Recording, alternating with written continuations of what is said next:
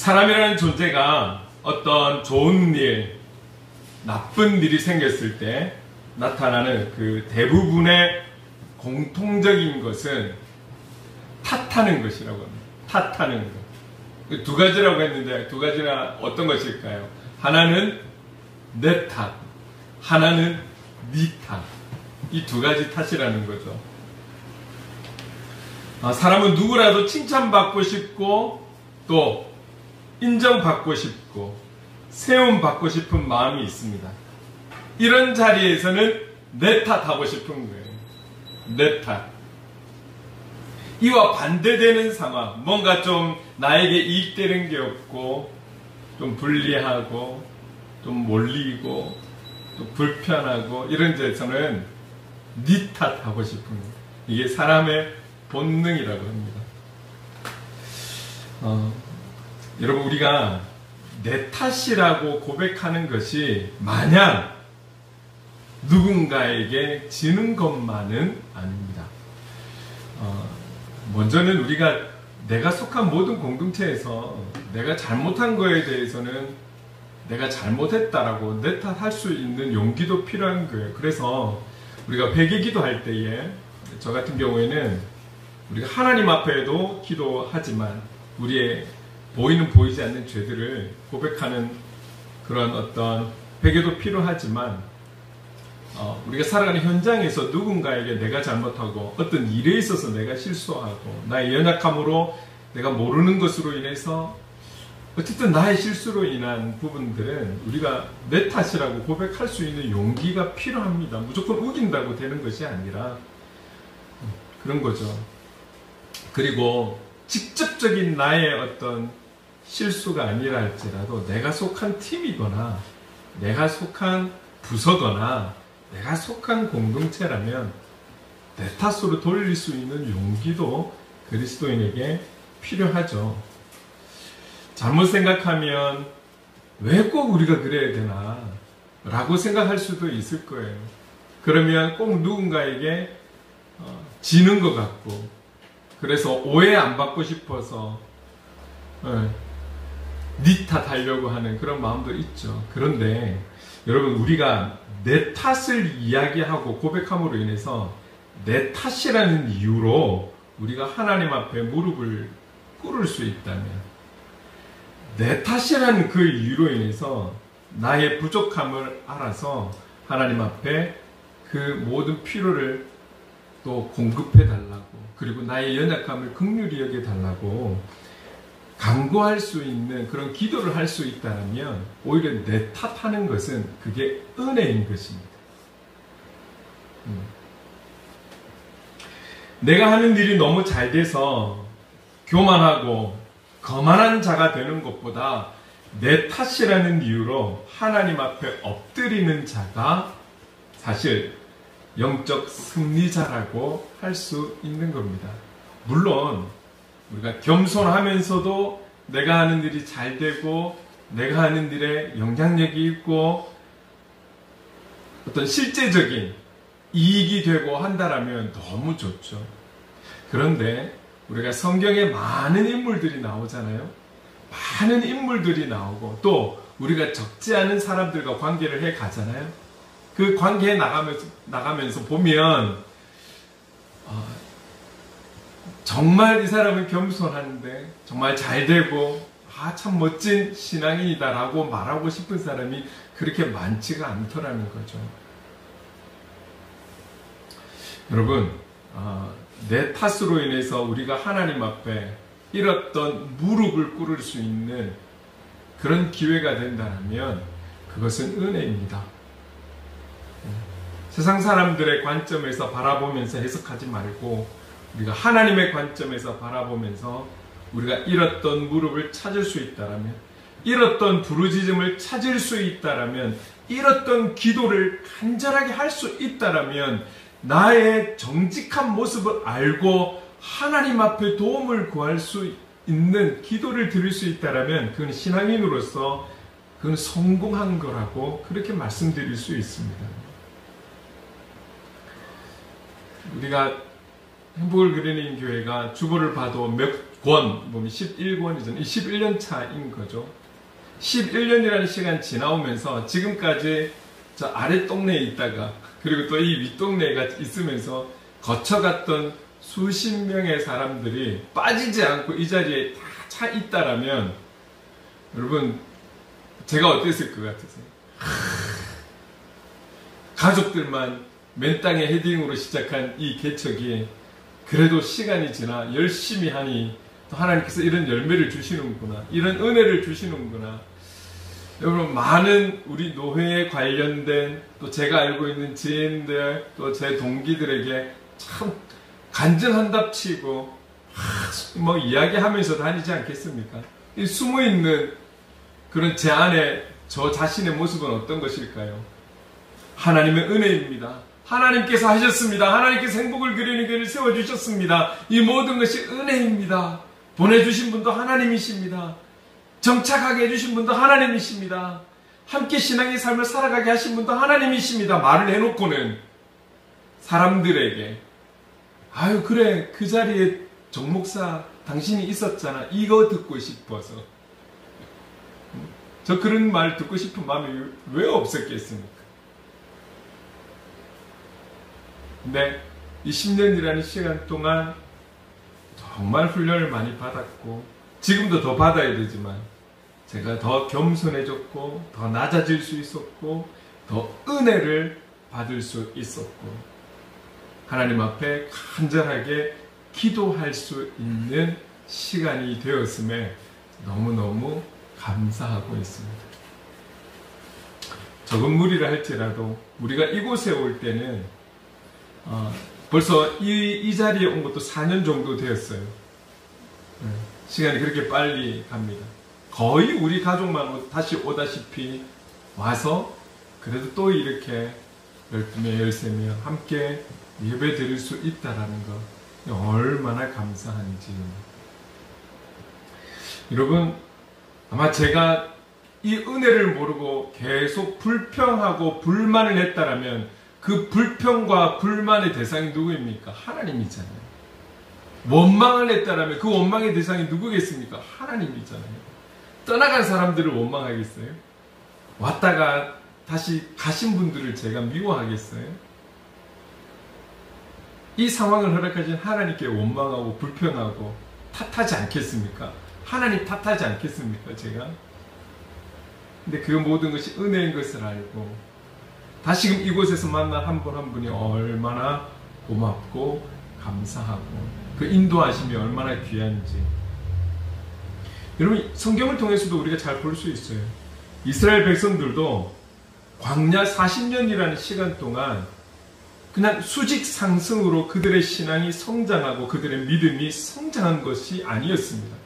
얼마나 많이 이스라엘 백성들이 불평하고 불만하고 출애굽하면서 그들을 다시 잡겠다고 달려오는 애굽 군사를 보고 원망하고 불평하고 돌아가자 그러고 광야 40년 길을 가면서 배가 좀 고프니까 또 돌아가자 그러고 물 좀 달라 그러고 먹을 것 좀 달라 하고 고기 좀 먹게 해달라 하고 얼마나 매 순간순간마다 불평하고 불만하고 그럴 때마다 지도자인 모세는 또 하나님 앞에 두 손 들고 기도하고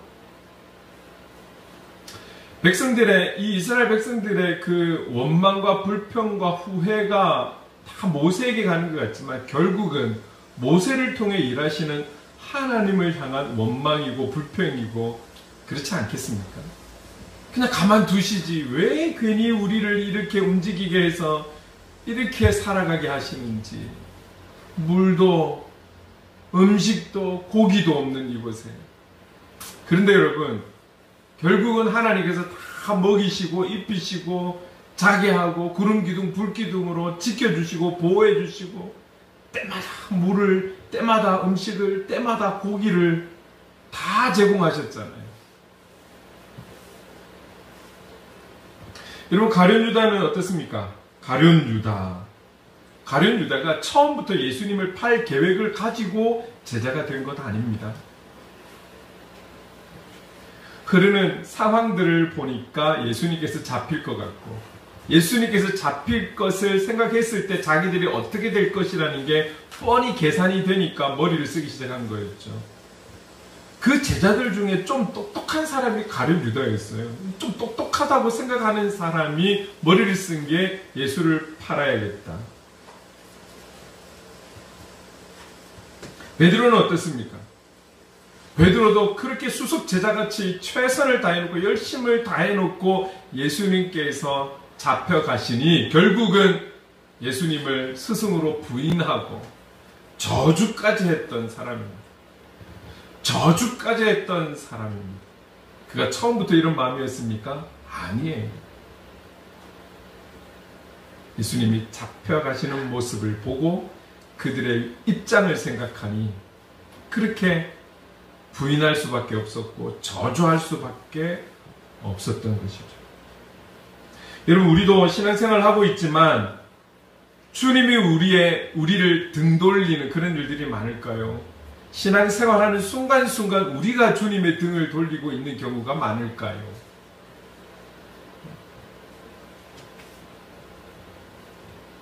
오늘 본문에 나오는 사도 바울은 지금 현장이 어디냐면 감옥입니다.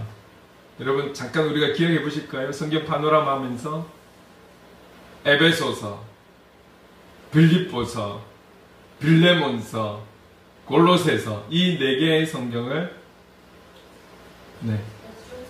옥중서신이라고 했어요. 감옥에서 쓴 편지라는 거예요. 지금 사도 바울이 감옥에 있어요. 여러분 이거를 기억하셔야 돼요. 지금 그가 편안하고 아주 자연을 바라보면서 주님을 온전히 묵상하고 예배하면서 쓴 편지가 아니에요. 감옥 속에 잡혀 있으면서 에베소 교인들을 향해서 편지를 쓰고 있는 거예요. 이 배경을 잘 기억하셔야 되는 거예요. 감옥에 있다라면 누구라도 감옥에서 빨리 나가고 싶은 마음이지 여기서 여유를 찾고 편지 쓸 그런 여유가 어디 있겠습니까? 지금은 어떤 누가 잘못을 해서 그 잘못의 대가를 받게 되면 기간이라는 게 있잖아요. 기간. 그 기간 동안 있게 되지만 당시의 감옥은 그 기간이 말이죠. 정해지는 것이 아니라 왕이 허락을 하면 풀려나는 것이고 허락하지 않으면 그게 어떤 죄든지 간에 크고 작은 죄든지 간에 왕이 허락하지 않으면 끝까지 가는 거예요.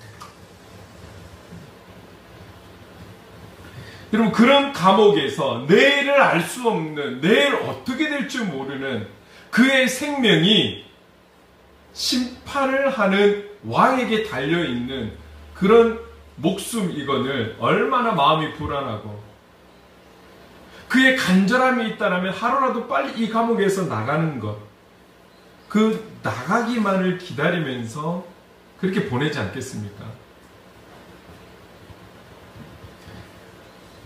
누구라도 신앙인이었다면 그 감옥에서 기도하는 내용은 오직 하루라도 빨리 하나님이 역사해 주셔서 그 심판자들의 마음을 만져주셔서 제가 하루라도 빨리 나갈 수 있도록 이 기도만 하고 있지 않을까요? 자신의 생명도 어떻게 될지 모르는 판에 누군가를 생각한다, 누군가를 축복한다, 누군가에게 편지를 쓴다. 편지를 쓸 수는 있겠죠. 그냥 삶에 대한 내가 감옥에 있는 그런 온갖 마음의 쓴뿌리 같은 그런 내용들을 담으면서 그리고 도와달라고 막 쓸 수는 있겠죠. 근데 누군가를 기억하면서 누군가를 축복하면서 누군가에게 권면하면서 편지를 쓸 수 있는 환경이 아니라는 거죠. 그런데 이 사도 바울은 감옥에서 에베소 교회 성도들을 생각하니 너무너무 감사한 거예요. 아무리 에베소 교회 성도들이 신앙적으로 잘 살고 있다 할지라도 지금 내 상황이 나의 내일도 알 수 없는 삶을 살아가는 사도 바울이 에베소 교인 성도들을 생각하니 그저 감사한 거예요. 그 감사함을 어떻게 표현하고 있습니까? 이 감사가 너희들을 생각하면 그치지를 않는다. 감사가 멈추질 않는 계속해서 감사가 흘러나오는 거예요. 얼마나 기뻤으면 이런 표현을 썼을까요? 그것도 감옥에서 자기의 생명이 어찌 될지도 모르는 그 불편한 환경에서 에베소 교회 성도들을 생각하니 그치지 않는 감사가 계속 하나님 앞에 나오더라는 거예요. 고백되어진다라는 거예요. 여러분, 이런 상황이, 환경이, 그 사도 바울의 마음이 이해가 되십니까? 감옥이 아니라 오늘 저와 여러분처럼 이렇게 살아가는 이 현장에서 누구를 생각하니 그 사람 생각하니까 계속해서 감사 기도가 나오고 너무 기쁘고 너무 좋고 끊임없이 감사가 고백되어지고 이런 부분들 경험해 보셨습니까? 그런데 그것도 감옥에서, 감옥이라는 환경에 있는 그가 에베소 교회 교인들을 생각하니까 이 감사가 그치지를 않는다는 거예요. 그치지를 않는다는 거예요. 우리는 조금만 나에게 필요한 게 좀 부족하고 조금만 나한테 맞지 않고 내 뜻에 맞지 않고 내 기분, 내 감정에 맞지 않고 이러면 막 엄청 짜증나고 엄청 불평하고 원망하고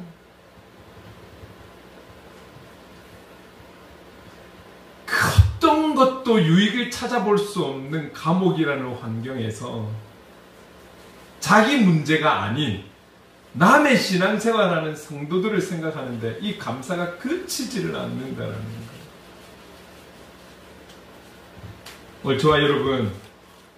오늘 저와 여러분들은 어떤 부분에서 하나님께 감사 고백을 드리고 있습니까?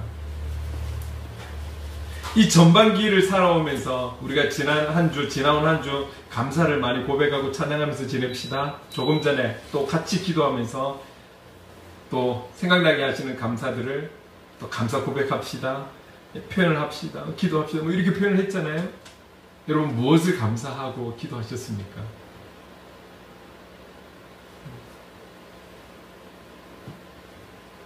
여러분의 감사의 고백의 내용들은 어떤 것입니까? 아마 많은 부분에 있어서는 어려움에서 벗어나고 안 될 일이 잘 되고 우리의 영혼이 참 좋고 우리 가족이 건강하고 우리 가족에게 직접적인 큰 어려움이 없고 나와 관련된 나의 유익과 이익에 관련된 그리고 주신 응답에 대한 나의 응답에 대한 감사를 많이 드리지 않았을까요? 하나하나 다 구체적으로 드려야죠. 그러나 오늘 저와 여러분이 이 감사도 더 성숙되게 하나님 앞에 감사로 나아갈 수 있는 은혜가 있었으면 좋겠습니다.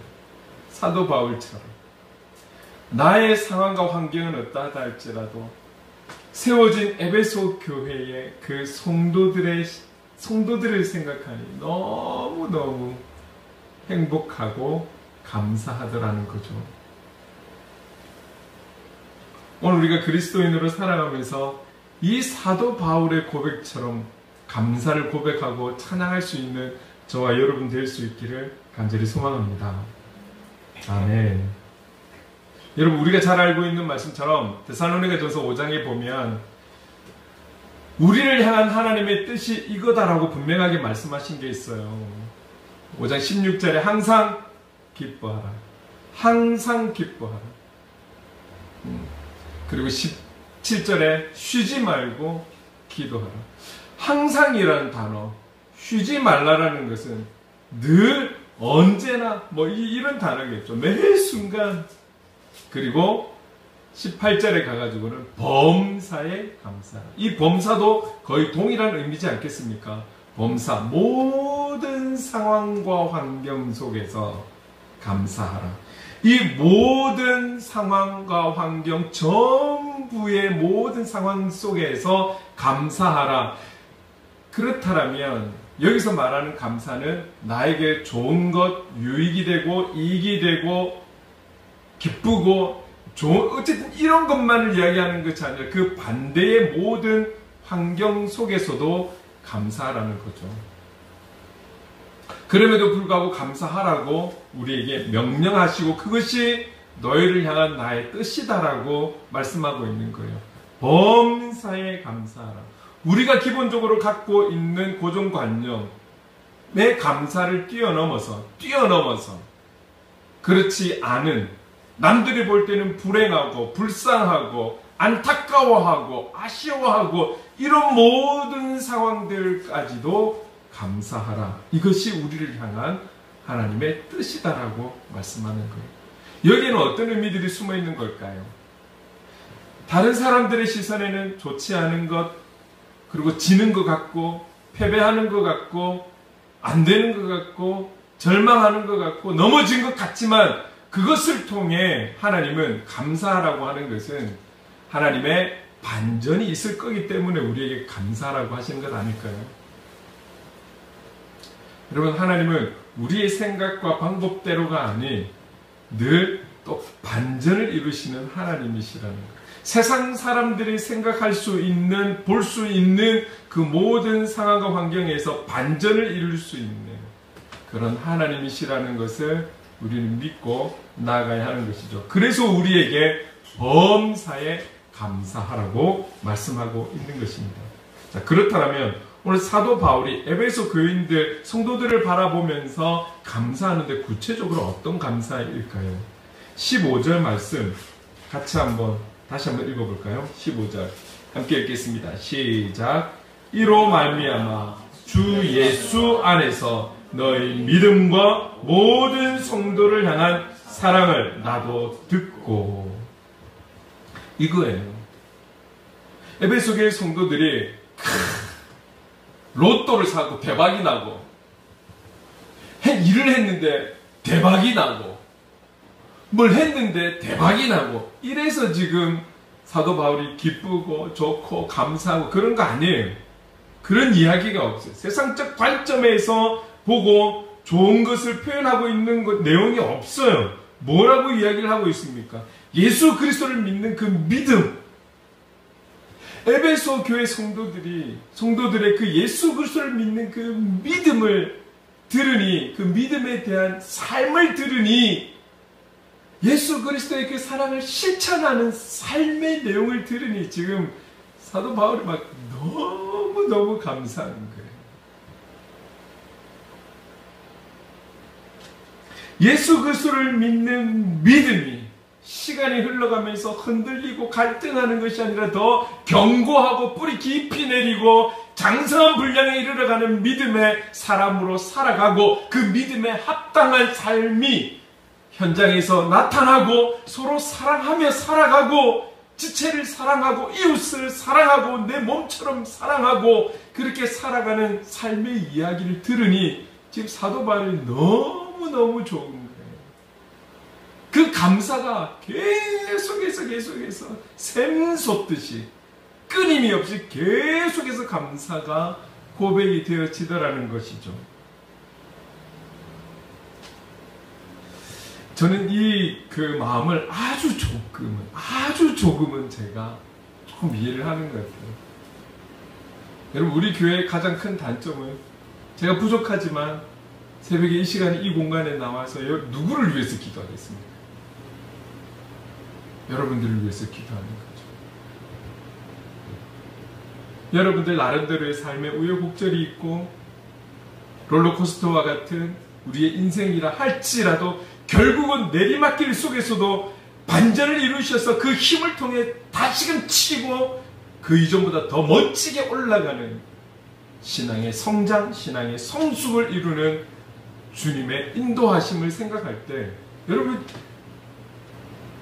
기도하는 저에게는 큰 기쁨이 있지 않겠습니까?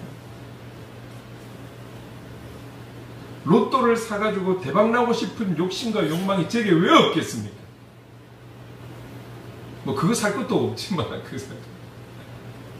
그거보다 그 한순간의 기쁨보다 오늘 하나님께서 뜻이 계셔서 이 열악한 환경 속에 이 교회에 함께 신앙의 삶을 살아가고 영적으로 함께 싸워가는 우리의 지체가, 나의 지체가, 예수 그리스도께서 머리가 되신 우리 지체가 그래도 한 걸음 한 걸음 주께로 향하고 믿음의 승리를 그렇게 싸워서 승리해가고 어려운 환경 속에서도 딛고 일어나서 또 새로운 시작을, 출발을 이루어가고 무엇보다 신앙의 성숙을 이루어갈 때 그 기쁨은, 여러분, 그래서 또 한 영혼이 대신에 떠날 때는 쿨하게 보낸 것 같은데, 제가 쿨하게 기도하면서 보내는 것 같은데, 또 뒤에 남아서는 얼마나 또 마음이 아픈지, 이거는 이런 말할 수가 없는데, 하나님 앞에 얼마나 죄송한지, 또 반면에 잘 세워져 갈 때 얼마나 기쁜지. 그래서 내년 이맘쯤에 우리 승호 형제가 세례를 받고 성찬에 참여하게 되면 이 사도 바울의 마음을 또 좀 더 깊이 제가 같이 이 기쁨을 느끼면서 감사하면서 하나님 앞에 고백하는 그 순간이 또 오지 않겠습니까? 이렇게 저는 또 배워가고 훈련되어져 가고, 저는 또 이런 모습으로 하나님께 한 걸음 한 걸음 나아가는 거죠. 그렇습니다. 우리 모두가 올 한 해 하나님 우리에게 허락하신 그 감사를 생각할 때, 사실 이 사도 바울의 관점은 영혼에게 있는 거잖아요. 영혼에게 있는 거예요. 세상 속에 살아가는 에베소의 사람들이 에베소 교회를 통해서 예수 그리스도를 믿게 되고 그 믿는 믿음으로 살아가고 믿음에 합당한 삶을 살고 주신 말씀대로 그 지체들을, 이웃을 향해 사랑하며 살아가는 이 실천의 삶을 살아가는 이야기를 들을 때 이 사도 바울의 그 기쁨, 감사, 우리 승호 형제가 지금 잘 가고 있는데 어쨌든 앞으로도 또 어떤 상황 속에서 잘 견디고 이겨가고 그 은혜로 세워주고 예수의 이름으로 세워져서 세례를 받고 또 함께 성찬을 나누고 또 우리가 나눔 시간을 통해서 신앙의 깊은 나눔들을 같이 나눠갈 때 우리 모두는 오늘 사도 바울의 이런 고백들을 감사로 고백하고 나누고 찬양하게 되는 것이죠. 오늘 우리의 이 2025년 전반기에 저와 여러분의 공통적인 감사, 우리 공동체의 감사를 친다라면 저 한 영혼이, 하나님을 알지 못하는 저 영혼이 우리와 함께하게 되었다는 것, 이것이 우리의 동일한 감사의 큰 고백이 되어야 할 것이라고 저는 그렇게 생각합니다. 여러분, 우리의 모든 상황 속에서 예수 그리스도를 믿는 믿음이 오늘 이 에베소 교회 성도들처럼 깊어져 가고 더 성숙되어져 가는 은혜가 우리에게 있기를 간절히 소망합니다. 그리고 나만 내 안으로만 충만해져 가는 것이 아니라 그 믿음의 성숙함으로 인해, 성장으로 인해 우리가 살아가는 어디서든지, 발을 딛고 있는 어디서든지 그 믿음의 삶, 그 믿음의 삶은 무엇입니까? 믿음의 대상이 되는 그 주님의 뜻대로 살아가는 삶. 그 주님은 우리에게 성경이라는 말씀으로 우리에게 오셨습니다. 그 말씀으로 살아가는 삶, 말씀에 순종하여 살아가는 삶.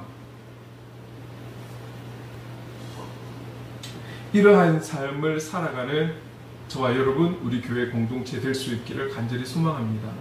이것으로 인해서 우리가 함께 기뻐하고 서로가 서로를 응원하고 서로가 서로를 기뻐하며 서로가 상대방을 향해 우리가 상대방 때문에, 지체들 때문에 감사하고 그 감사가 시간이 지날수록 멈춰지는 것이 아니라 그치지 않는 감사로 고백되어질 때 우리가 좋은 곳으로 이전을 하고 좋은 환경에서가 아니라 이 좁은 곳이지만, 열악한 곳이지만 이곳에 죽어가는 생명이 돌아오고 죽어가는 영혼들이 믿음의 삶을 살아가고 죽어가는 영혼들이 예수 그리스도를 같이 바라보며 여기에 감사하며 하나님 앞에 고백하고 찬양하는 그런 우리 행복을 그리는 공동체 될 수 있기를 간절히 소망합니다.